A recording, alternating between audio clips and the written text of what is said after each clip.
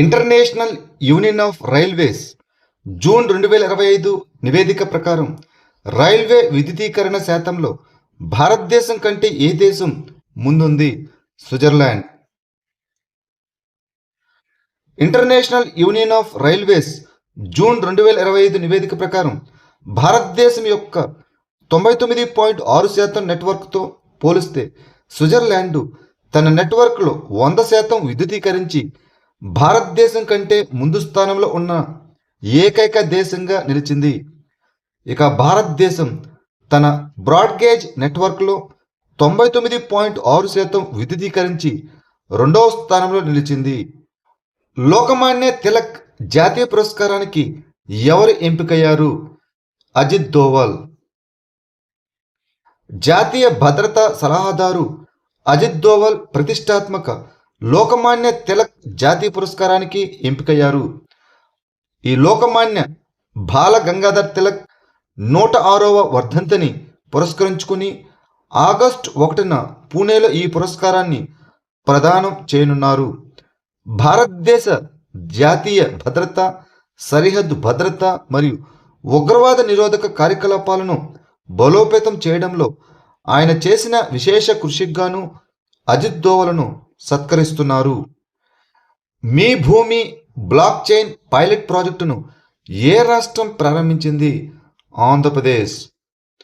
Andhra Pradesh 23 July 2026న మీ భూమి block chain pilot ప్రాజెక్టును ప్రారంభించింది. దీనిని హైపర్ లెడ్జర్ ఫ్యాబ్రిక్ను ఉపయోగించి ఎన్ఐసి ఆంధ్రప్రదేశ్ మరియు ఎన్ఐసి బెంగళూరు అభివృద్ధి చేశాయి. ఈ పైలట్ ప్రాజెక్టు 7 జిల్లాల్లో ఒక్కో మండలాన్ని కవర్ చేస్తుంది. ఇది రెవెన్యూ, సర్వే మరియు రిజిస్ట్రేషన్ విభాగాల నుంచి డేటాను ఏకీకృతం చేస్తుంది. ఈ ప్రాజెక్టు ఆటోమేటేషన్ మరియు సబ్ డివిజన్తో సహా 8 పౌర సేవలను అందిస్తుంది. 37వ అంతర్జాతీయ జీవశాస్త్ర ఒలింపియాడ్ ఇంటర్నేషనల్ బయాలజీ ఒలింపియాడ్ 2026లో ఏ భారతీయ క్రీడాకారుడు స్వర్ణ పతకాన్ని గెలుచుకున్నాడు? భవ్య గున్వాల్. లిథువేనియాలోని విల్నియస్లో జూలై 12 నుంచి 19 వరకు జరిగిన 37వ అంతర్జాతీయ జీవశాస్త్ర ఒలింపియాడ్ 2026లో భారతదేశం ఒక స్వర్ణ పతకం మరియు 3 రజత పతకాలను గెలుచుకుంది. భవ్య గున్వాల్ హర్యానాకి చెందినవారు స్వర్ణ పతకాన్ని గెలుచుకోగా సౌమిల్ మైతి, నిషిత్ కలాని మరియు అన్మోల్ కుమార్ రజత పతకాలను గెలుచుకున్నారు. 78 దేశాలకు చెందిన 307 మంది విద్యార్థులతో పోటీపడి ఈ నలుగురు భారతీయ క్రీడాకారులు పతకాలను గెలుచుకున్నారు. గ్లాస్గోలో జరుగుతున్న 2026 కామన్వెల్త్ గేమ్స్ అధికారిక చిహ్నం పేరు ఏమిటి? ఫిన్నీ. గ్లాస్గోలో జరుగుతున్న 2026 కామన్వెల్త్ గేమ్స్ యొక్క అధికారిక చిహ్నం ఫిన్నీ. ఇది ఒక యూనికార్న్ అనగా ఏక శృంగం. దీనికి హార్న్గా ట్రాఫిక్ కోన్ ఉంటుంది. స్థానిక పాఠశాల విద్యార్థులచే రూపొందించబడిన దీని పేరు గ్లాస్గోలోని ప్రసిద్ధ ఫినిస్టర్ క్రేన్ నుంచి వచ్చింది. దేశ జాతీయ జంతువు యూనికార్న్ కాబట్టి దానిని యూనికార్న్గా ఎంచుకున్నారు. ఇటీవల కన్నుమూసిన సర్ గ్యార్ఫీల్డ్ సోబర్స్ ఏ క్రీడతో సంబంధం కలిగి ఉన్నారు? క్రికెట్. వెస్టిండీస్ క్రికెట్ దిగ్గజమైన సర్ గ్యార్ఫీల్డ్ సోబర్స్ 89 ఏళ్ల వయసులో కన్నుమూశారు. ఆయనను క్రికెట్ చరిత్రలోనే గొప్ప ఆల్రౌండర్లో ఒకరిగా పరిగణిస్తారు. సోబర్స్ 93 టెస్ట్ మ్యాచ్లు ఆడి 26 సెంచరీలతో సహా 57.78 సగటుతో 8032 పరుగులు సాధించారు. ఆయన తన ఎడమ చేతి వాటం పేస్ బౌలింగ్తో 235 టెస్టు వికెట్లు కూడా పడగొట్టారు. 1968లో నాటింగ్హామ్ షైర్ తరపున గ్లామోర్గన్పై ఆడుతున్నప్పుడు ఫస్ట్ క్లాస్ క్రికెట్లో ఒకే ఓవర్లో 6 సిక్సర్లు కొట్టిన తొలి బ్యాటర్గా ఆయన నిలిచారు. 2027 మార్చిలో జరిగే 14వ దక్షిణాసియా సమైక్య అనగా శాఫ్ క్రీడలకు ఏ దేశం ఆతిథ్యం ఇవ్వనుంది? పాకిస్తాన్. పాకిస్తాన్ 2027 మార్చి 23 నుంచి 31 వరకు 14వ దక్షిణాసియా సమైక్య క్రీడలకు అధికారికంగా 14 దక్షిణాసియా క్రీడలు అని కూడా పిలుస్తారు. ఇది ఆతిథ్యం ఇవ్వనుంది. ఈ బహుళ క్రీడా కార్యక్రమం లాహోర్, ఇస్లామాబాద్ మరియు ఫైసలాబాదుల్లో జరగనుంది. ఇందులో 8 దక్షిణాసియా దేశాల నుంచి 3,500 మందికి పైగా అథ్లెట్లు 27 క్రీడల్లో పోటీ పడతారని అంచనా. దక్షిణాసియా క్రీడలు అనేవి దక్షిణాసియా దేశాల కోసం నిర్వహించే ఒక ప్రాంతీయ బహుళ క్రీడా కార్యక్రమం. ఈ క్రీడలకు పాలక మండలిగా ఉన్న దక్షిణాసియా ఒలింపిక్ మండలి ఆధ్వర్యంలో ఈ కార్యక్రమం నిర్వహించబడుతుంది. హూలోంగాపర్ గిబ్బన్ వన్యప్రాణుల అభయారణ్యం ఏ రాష్ట్రంలో ఉంది? అస్సాం. అస్సాంలోని జోర్హాట్ జిల్లాలో ఉన్న హూలోంగాపర్ గిబ్బన్ వన్యప్రాణుల అభయారణ్యం రాష్ట్రంలోనే అత్యంత సంపన్నమైన సీతాకోక చిలుకల ఆవాసాల్లో ఒకటిగా గుర్తించబడింది. భారతదేశంలో కనిపించే ఏకైక కోతి జాతి అయిన అంతరించిపోతున్న వెస్ట్రన్ హోలాక్ గిబ్బన్ను సంరక్షించడంలో ఇది ప్రసిద్ధి చెందింది. నయంగ్ జల విద్యుత్ ప్రాజెక్టు ఏ రాష్ట్రంలో ఉంది? అరుణాచల్ ప్రదేశ్. నయంగ్ జల విద్యుత్ ప్రాజెక్టుకు ఇటీవల కేంద్రం నుంచి పర్యావరణ అనుమతి లభించింది.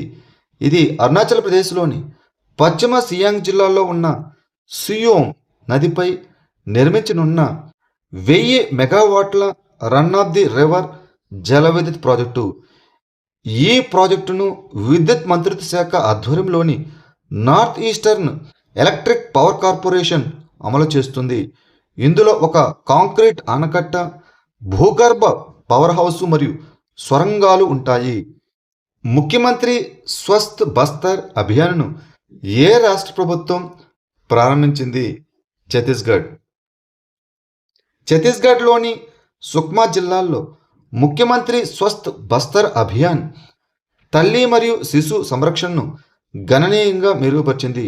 ఈ ప్రచారం మాతృ మరణాల రేటు మరియు శిశు మరణాల రేటు తగ్గుదలకు దోహదపడగా ఆసుపత్రుల్లో జరిగే ప్రసవాలు 98.6% పెరిగాయి. ముఖ్యమంత్రి విష్ణుదేవ్ సాయిచే 14 ఏప్రిల్ 2026న ప్రారంభించబడిన ఈ ప్రచారం బస్తర్ ప్రాంతంలోని మారుమూల గ్రామాలకు ఆరోగ్య సంరక్షణ సేవలను అందించడమే లక్ష్యంగా పెట్టుకుంది. భారతదేశపు 99వ చెస్ గ్రాండ్ మాస్టర్ ఎవరు అయ్యారు? రతన్వేల్ విఎస్. రతన్వేల్ విఎస్ భారతదేశపు 99వ చెస్ గ్రాండ్ మాస్టర్ అయ్యారు. తమిళనాడులోని కోయంబత్తూరుకు చెందిన ఈ 25 ఏళ్ల యువకుడు అస్సాంలోని జరిగిన 3వ గౌహతి స్మార్ట్ సిటీ ఇంటర్నేషనల్ ఓపెన్లో 2500 ఎలో రేటింగ్ మార్కును దాటి ఈ ప్రతిష్టాత్మక టైటిల్ను సాధించారు. అస్సాంలో వరుసగా జరిగిన టోర్నమెంటుల్లో 10 వరుస గేముల్లో గెలిచి తనకు అవసరమైన చివరి రేటింగ్ పాయింట్లను సంపాదించుకుని అతను అధికారికంగా ఈ టైటిల్ను ఖరారు చేసుకున్నారు. భారత ఎన్నికల సంఘం మొదటి అఖిల భారత మీడియా సమావేశం 2026ను ఏ నగరంలో నిర్వహించింది? న్యూఢిల్లీ. భారత ఎన్నికల సంఘం 2026 జూలై 17న న్యూఢిల్లీలో మొట్టమొదటి అఖిల భారత మీడియా సదస్సును నిర్వహించింది. సంబంధిత వర్గాలను అనుసంధానించడం, ప్రజాస్వామ్యాన్ని బలోపేతం చేయడం, ఎన్నికల్లో మీడియా పాత్ర అనే ఇతివృత్తంతో జరిగింది.